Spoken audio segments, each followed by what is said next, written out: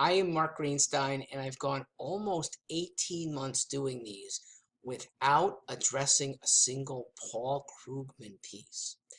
And I'm still going to generally stay away.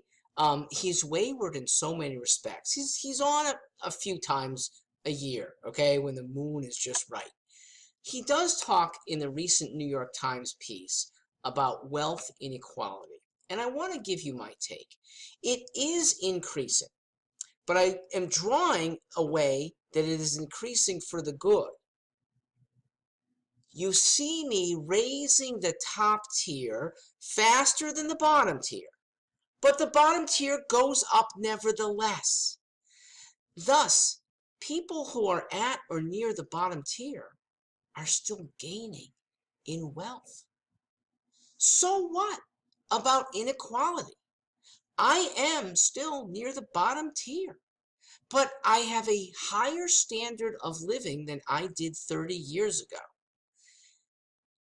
The two things that I like the most have gotten cheaper in America.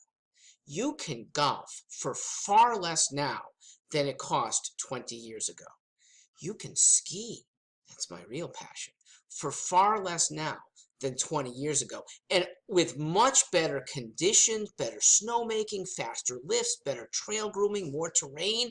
It's incredible how much more luxurious these hobbies have gotten. I don't know about yachting, okay? Never will, don't care, okay? That is beyond my reach, and if I ever did become wealthy, I don't think I'd want it. Right now, so is a Ruth's Chris steak. Okay, I might go for it once every 3 years as a true luxury. Okay, save up, that might be really special. I don't miss not having that when I can have an ordinary steak once a week on a low income. People who are so concerned about inequality of wealth, I think, are animated by jealousy. But please put it into perspective.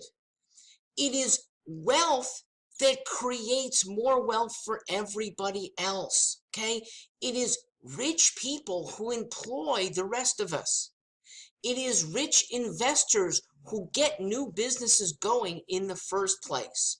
No poor person employs other people full time. Thank goodness we in America, North America anyway, have the ability for wealth to be spread and help everybody else. And thank goodness, or thank God, government, a lot of very good ancestors of ours for forming the best system possible, that anyone can still become wealthy.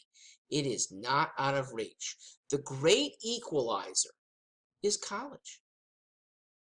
A decent equalizer is just the marketplace when, if you're talented, you're going to, in this country, rise up decently. The line worker can become the manager in a few years. The manager can become an owner when he impresses a few outside investors that he can do a great job. That's what capitalism gives every one of us here. The biggest threat of inequality is what you have in South America. That is where there are distinct classes because of it, and because the appearance that you can't rise up. You're never going to get to that station where people of birth or of bribery are going to get ahead, and you end up in a far less privileged position where you are the subject of corruption, where you have to have really a lot less hope. It's not really good for the wealthy either, because there's a permanent jealousy amongst the 95% of everybody else, okay? You go to Peru, Colombia, parts of Mexico, and the wealthiest people need bodyguards, okay?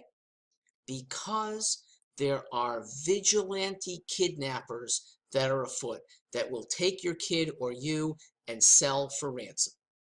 Thank God, our system of meritocracy has prevailed so that the jealousy isn't there and shouldn't be, because every one of us can be among the wealthy if that's really important.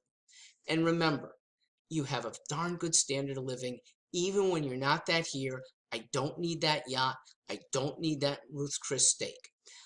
I would like to be wealthy, but not as wanting to buy all this stuff. Wealth is a sign that you've done really well for other people.